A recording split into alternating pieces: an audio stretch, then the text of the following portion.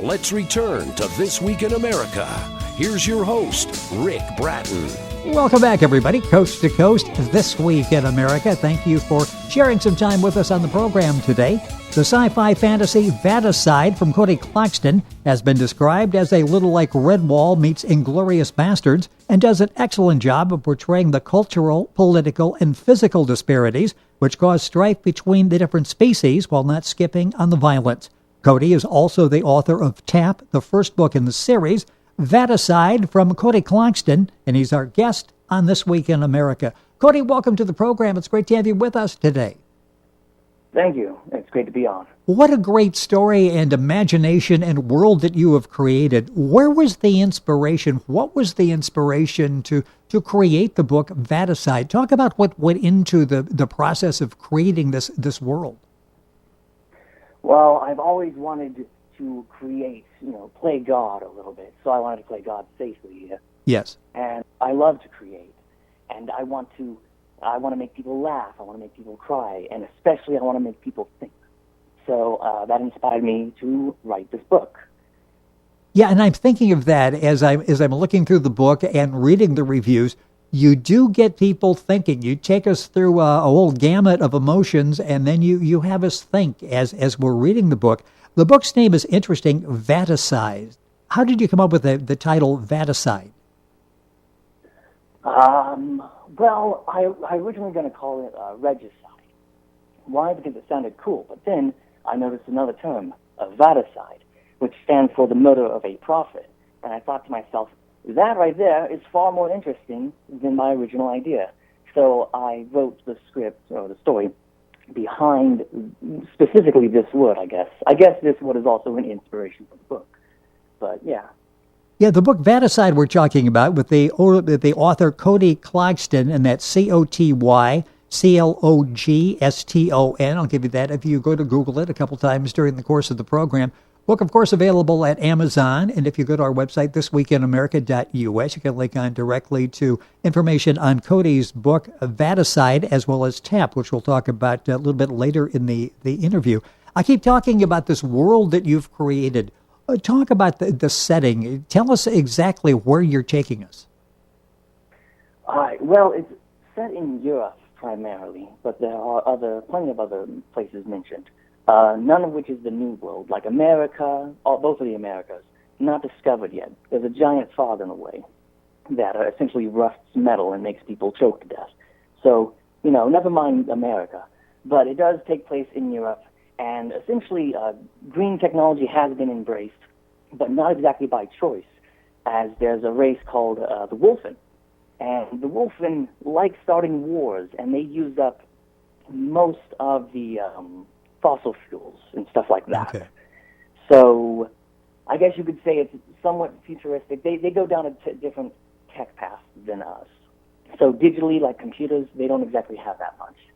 But places like, I guess there's no Chernobyl, in other words. Radiation hasn't been demonized. Is this what you were asking, or is like... Well, yes, yeah. I talked about the world, and you'd mentioned that world, and I just wanted you to sort of, with your own words, create the world that we experience when we read VATICIDE. Coty Clogston, the author, is our guest on the program. And you talk about the races. Talk about the different races in the book and how that's an integral part of the story. I guess I can start from the very bottom. First, there are mycin, which are essentially mice. Oh, by the way, we're dealing with anthropomorphic people, essentially, they're animal people. So we have mycin, which are essentially mice, gratis, which are essentially rats. We go up to the wolfen, which are essentially, werewolves. And then we continue up to, I believe, mutts, leonas, foxen, and avians, which are, I hope those, okay, so the leonas are the cats and the avians are the birds. Those are the only ones that are not self-explanatory, I believe. And so those are all of the primary races. There's also ursine, but they're not going to be in this book. So there's that. As you can tell, this is such a fascinating universe that you've created. What are some of the stories that you deal with within this universe? There are other stories in this universe. It is specifically, you've already mentioned Tap, and I appreciate that. And then there's Mouse Anthro, Mouse Anthro is essentially primarily the story about the Mycen, but that is online. It is free. There's a story called Survival Mouse Anthro, and it takes place, I believe, 37 years after this book. So there might be some spoilers on who wins the war, but it is relative, but it's not, a direct sequel. It just takes place in the same universe. Coty Clogston, our guest on the program. The book is VATICIDE. That's VATICIDE. The name will get your attention. Once you see the book cover, that will get your attention as well. Explain the book cover, because that really captures our attention. So often, book covers are bland. They really don't add a whole lot to the experience. Yours is different. It really establishes what we're about to read in the book. Explain the book cover. Well, those are wolfen skulls, essentially, or wolf skulls. There's three of them because there's a guy named Cerberus, and Cerberus is essentially a Napoleon of this world, and so he's responsible for quite a lot of things in the setting. So that's primarily what the three heads are for. The red skull is a motif from the previous book, and I hope I don't have to explain how motifs work. The oil dripping from the jaws is, of course, the natural resources that the wolfen carelessly use. And the shadow behind is essentially, the shadow of Cerberus. And the wolves are quite aggressive. Let's hope that, I don't really have much else to explain behind that. Yeah, there's an aggressiveness to the cover that captures your attention. The cover of the book, VATICIDE. The author, Coty Clogston, with us on This Week in America. Let's talk about the experience in writing this. So let's first of all talk about your background. When did you get interested in writing? What interested you in writing? Were you an avid reader when you were a child? I was not, and I hated books as a kid. Now that I'm older, I've grown appreciative, and it's like a renaissance. I read at least 3 books a year, which is 3 times the national average. Ooh, impressive, yes. I know, but my experience is I first wanted to write stories and all that when I was a kid, though. I loved The Lion King, the Disney cartoons, so I wanted to tell stories like that. And my experience with writing is that as I said, I wrote Mouse Anthro, and I wrote my own stories, but outside of that I had an intro class to creative writing, and I taught myself. Which is interesting, and you taught yourself well, and sometimes there's a benefit to that, because you get to tap into what you do well and bring that out, which you do in your books. Why use animals? That's sort of a unique approach. Why did you decide to use animals? So it's kind of an experiment with human psychology, or something that I've noticed, that you can get away with things with animals that you cannot get away with humans. Yes. An example with this is that I have a book here called Mouse Heart, and the opening scene of Mouse Heart, which also has animal characters, the opening scene has the character, they have their eye impaled on a gate and ripped out, and I'm looking at the back of this book, if this book opens like that, then who's this for? And I look and it says ages 8 to 12, and I think to myself, my goodness, that's wonderful. So I wanted to write a mature story that everyone can read. And going with animals, it's a lot less gruesome than going with humans. And you get the point across so well in the book, VATICIDE. Coty Clogston, the author, our guest on the program. Talk about the heroes in the book. Well, there's primarily 3, Isabel, Kabol, and Victor. Victor is a sniper who's also a Leona, and he wants to prove himself as Wolfen. He says that he's Wolfen. He grew up as Wolfen. So throughout the whole story, he tries to prove himself. Thing is that he's a sniper, so he's considered a coward, because Wolfen like to kill with their bare hands. Another one is Isabel. And Queen Isabel is, she is I'm not sure if you allow this kind of word, but a bastard? But not in an insulting way. She's a bastard queen, essentially. She's the only one left, because in the previous book, her parents were assassinated. And what happened is that her marshals are refusing to listen to her, and essentially she's going to have to pull the stunt to gain respect amongst her marshals and the population under her, because she is not respected. And then the last one is Kabol. Kabol, he is a murderer, and he is essentially this is him paying repentance. But he went mad when he murdered those people, so he constantly denies it. He refuses to believe that he's a murderer. He's trying to be such a good person. He is a doctor. He goes to help people. But at the same time, people only remember him as the murderer. So, that's him. Or at least that's how he starts out. So. Right. Well, what about some of the villains? There are 3 villains as well, 3 main villains.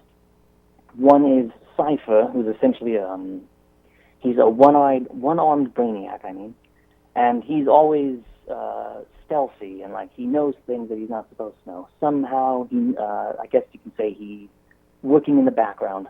Another one is the Godsend. He has been hunting Kabol since the very first page of the book. And the third one is Nazir. Nazir is essentially a man behind a genocide. So he's the main big baddie. But he thinks he's doing the right thing, because I'm not sure if you've noticed, but the Wolfen are quite aggressive. So they're a threat to all of Europa. So. It's interesting. Book 1 in the series is Tap, and I'll mention that here in a second. The book 2 we're talking about, VATICIDE. Coty Clogston, the author, our guest on the program. Any chance of a sequel? Will we see more of this story? Quite likely. I'm not exactly sure when. There is one pseudo kind of sequel, which is Mouse Anthro, but I'm also trying to make a sequel to Mouse Anthro. There will be a sequel. I'm not exactly sure at what time, though.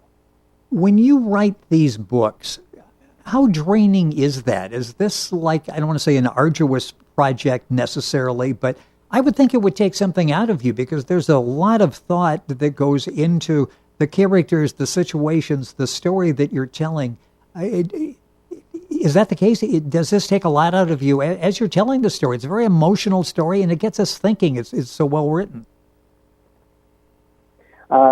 I kind of go with what George R. R. Martin said once. He said in an interview, "I hate writing, but I love to have written something." So I kind of go with that kind of mentality. Sometimes it's very hard. I had at least 6 writer's block in the writing the last chapter. Oh, yes. 6 writing blocks. Wow. But then there are other times where I can go through one day and I write 10,000 words, because if the story writes itself. I do love writing. I love to create.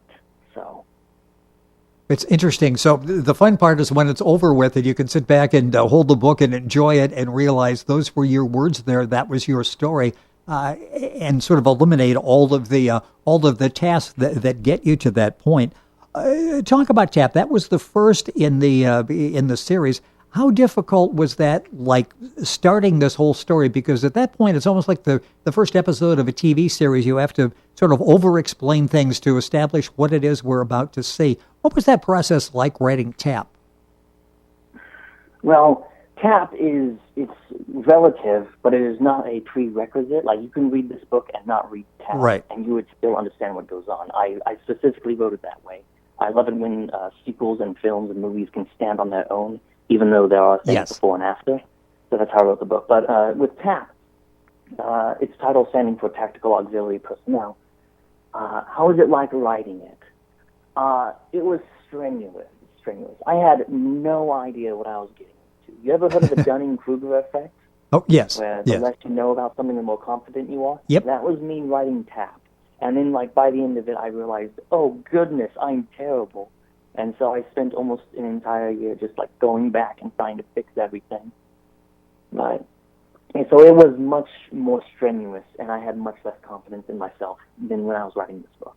Well, yeah, with Vaticide, you sort of established who everybody is so you can continue the story and talk about the benefit of it maybe didn't start off. Well, did it start off this way that you were going to do a series, or did you just get to where you thought you should probably be wrapping up TAP and you had much more of the story to tell? Did you start off to do a series or just end up that way? It started off originally it was just going to be one thing and one thing only. But then as I was writing it and as I finished TAP and as I read TAP, I thought to myself, no, I have another story I want to tell. And so I wrote that.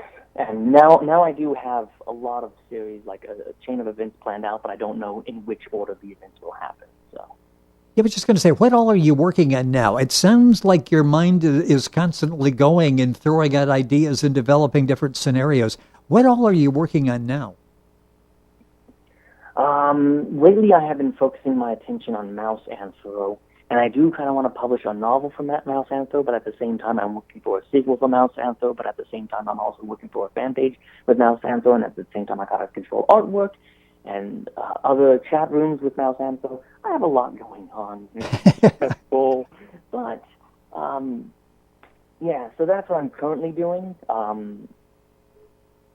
It sounds like the plate is full. You've got a lot of ideas going. I had a couple minutes left in the program. I'm fascinated by the concept, the process that writers go through. Do you have like a set time when you sit down to write, or is this just sort of something that when thoughts come to you, you create the time and you put them in the computer? I try to do at least 500 words a day, but if it doesn't happen, then it doesn't happen. Like, yes. I don't force myself yes. to write. At the same time, you should never just wait for inspiration to go to you. You should always seek it.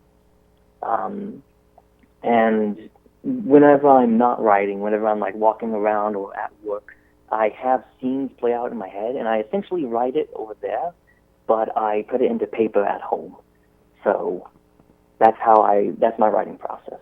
Yeah, I would think it'd be difficult to turn it off, especially as you have so many characters and everything developing. I would think at work it'd be difficult to sort of shut off this world and totally focus on the real world and not have these characters in different situations speaking to you.